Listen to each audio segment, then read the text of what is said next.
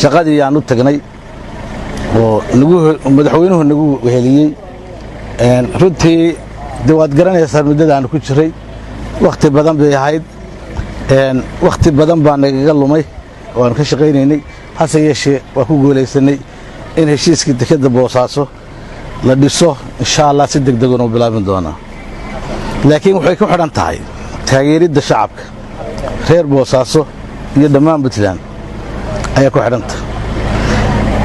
in laga shaqeeyo amniga magaalada in laga shaqeeyo maxaan ku raahdaayeen qurxintii magaalada iyo city planning-kii dib loo furo oo magaaladu hadii magaaladu waa aragtay tahay ma aha in dekedda kaliya la qabanayo meel khariban deked laga dhisi maayo meel magaalada khariban tahay oo aan wada lahayn u maleyn maayo in wada ka dhisi kareyno waxay noo fiican inaan kala harin mashruuci dekeddu iyo mashruuci dib u habeynta wadooyinka iyo bilicda magaalada Boosaaso waa isku xidhan yihiin reer Boosaaso maba kala hari kara amnigeeduna waa ku xidhan yihiin